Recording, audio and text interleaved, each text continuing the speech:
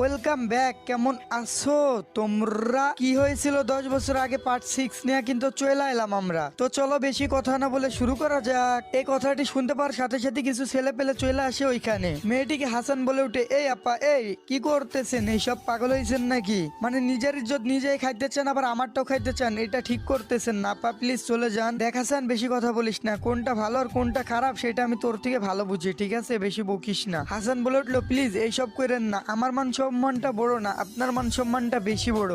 Please আপা এইসব করেন না। নিজের মান সম্মান নিজে খাইন না, পরে কিন্তু নিজের মুখ দেখাইতে নিজেরই অনেক বেশি লজ্জা লাগবে। তারপরেও মেয়েটা কোনো কথা শুনে না, বলে যে বাঁচাও আমাকে, বাঁচাও, কেউ আসো। হাসান আমাকে ধর্ষণ করতে চাইছে, কেউ বাঁচাও। দরজাটি সবাই ভাঙার চেষ্টা করে লাথি মেরে, কিন্তু কেউ পারে না। এইসব শব্দ শুনতে পেয়ে অরুর বয়ফ্রেন্ড চলে আসে একটা লাঠি নিয়ে। 3-4টা দরজা উপর মারার পরে দরজাটি ভেঙে যায়। আলামিন তখন উঠে বলল, কি রে সুমাইয়া, তোর এমন অবস্থা কেন? তোর কি হয়েছে? সত্যি করে সব কথা বল। আলামিন ভাই, এই নতুন ক্যাপ্টেন আমার ইজ্জত কেড়ে নিতে চায়। আজকে সে আমাকে ধর্ষণ করতে চাইছিল। এর আগেও আমাকে বলছে যে আমি কলেজের নতুন ক্যাপ্টেন, আমার সাথে রুম ডেটে চলো। আলামিন বলল, যা বলতেছিস সব সত্যি বলতেছিস? মেয়েটি বলল, আমাকে আরো অনেক কিছু বলছে যে এটা আমি তোমাদেরকে বলতে পারবো না। হাসান বলে উঠলো, না না না, সব মিথ্যা বলতেছে। মেয়েটি যা বলতেছে সব মিথ্যা কথা বানিয়ে বলতেছে। ও নিজের কাপড় নিজেই ছিঁড়ছে।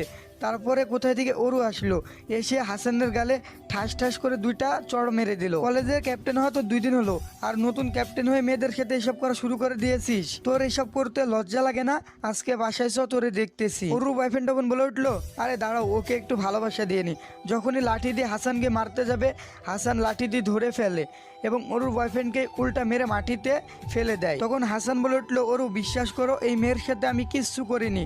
এই মেয়েটা আমাকে ফাঁসাইতেছে। ও নিজের জামা নিজেই ছিঁড়ে আবার তোমাদেরকে ডাকতেছে।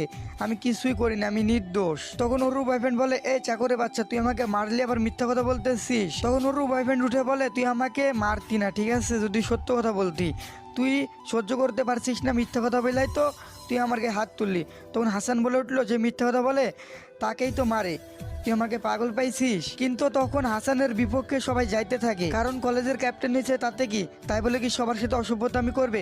একজনের হাতে থেকে মুক্তি পেয়ে ভাবছিলাম আরেকজন শান্তি দিবে, কিন্তু আরেকজনও নষ্ট আমি করতেছে। সবাই হাসানকে বলতেছিল, সি হাসান সি, তোমাকে আমরা সবাই ভালো ছেলে মনে করতাম, কিন্তু তুমি এতটা খারাপ জানতাম না। সি হাসান সি। সবার সি করা শুনে অঙ্ক ক্লাসের স্যার বাইরে এসে সবকিছু শুনে স্যার একেবারে চুপ হয়ে যায়।